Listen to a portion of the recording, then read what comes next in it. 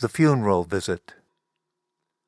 The house of Nora Quinn Larkin in Dubuque, Iowa, was less than half a mile from the Mississippi River, a simple clapboard house, close enough but not too close to the old slaughterhouse where her husband had been a foreman.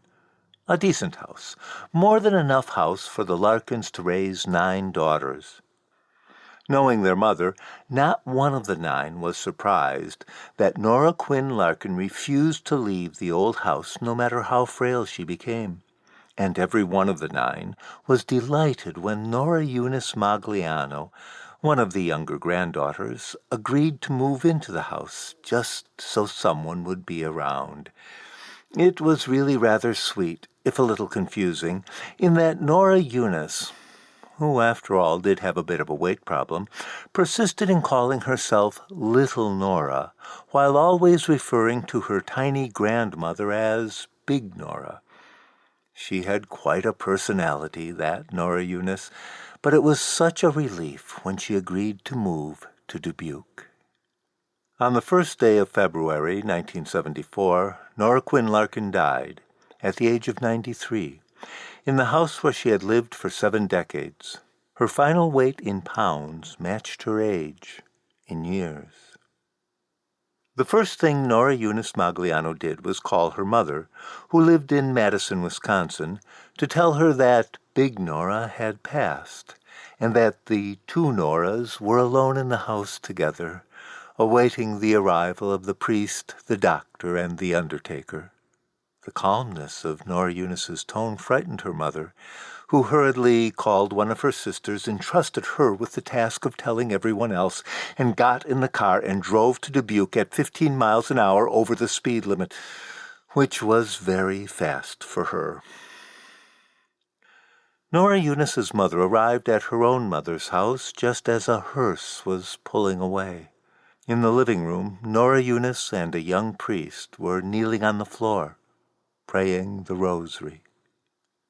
After they received the news, 2 of Nora Quinn Larkin's 9 daughters felt bold enough to make a long-distance phone call to the Villa Schifanoia in Florence, Italy.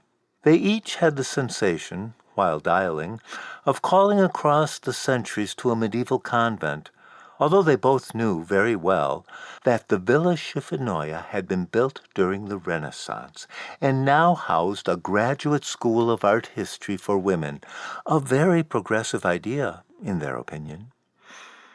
Each call was answered by a young lady with a southern accent who went to fetch the dean of art history.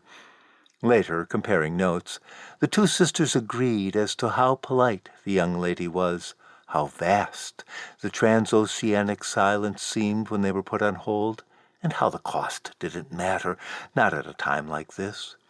Each of the 2 was privately certain that she was the first to relate the sad news to their distinguished sister, and neither felt inclined to disabuse the other of her sense of priority. As for Sister Martin de Porres, the eldest daughter of Nora Quinn Larkin, she immediately made plans to come home to Dubuque for the first time in 38 years. The funeral itself was well attended, though not so crowded as the funeral of Nora Quinn Larkin's husband had been 38 years earlier, when the Larkins still had 5 daughters enrolled in the local Catholic schools, and 5 entire classes were marched in to attend the services, circumstances under which even a notorious grouch could have a packed funeral. Nora Quinn Larkin, on the other hand, had outlived most of her contemporaries, and her daughters now resided all over the country and even the world, so it was a tribute to her sweet and giving nature that the church was almost half full. After the burial, the family gathered in a large suburban house on the outskirts of Dubuque. Sister Martin told her sisters and cousins and nieces that, after much prayer, she had decided to take advantage of a new policy in her order. From now on, she would be using her birth name. She was now Sister Eunice Larkin, and they could call her Sister Eunice. Sister Eunice Magliano was a little disappointed in the change, but everyone else seemed to like it. They all said it was so much easier to talk to Sister Eunice than to Sister Martin. Then one of her nieces drove Sister Eunice back to the mother house in Cincinnati, Wisconsin, a few miles from Dubuque, just across the Mississippi. That evening, the Mother Superior took Sister Eunice aside, after first calling her Sister Martin and then apologizing with a smile that Sister Eunice considered rather unctuous, and gave her permission to visit her publisher the next day. At first, Sister Eunice had no idea what the Mother Superior was talking about. Apparently there was a priest named Father Bresnahan who had arranged to send a car in the morning, and the Mother Superior seemed quite certain that she, Sister Eunice, had some sort of business relationship with B&B Books in Dubuque. Could this be the place where her niece had found a job? Concealing her puzzlement, Sister Eunice agreed to the arrangements and asked a few offhand questions about this priest and his publishing house.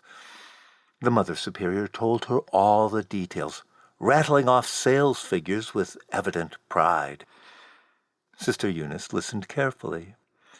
This was the first she had heard of Father Niall Bresnahan, or Marcelina's Bookshelf, or a bestseller called Warrior Daughter Saint, The Story of Saint Matilda of Canossa, by Sister Martin de Porres. As she followed the Mother Superior to evening prayers, Sister Eunice gave the impression of being most grateful for the permission to visit B&B Books, and kept her astonishment and her suspicions to herself.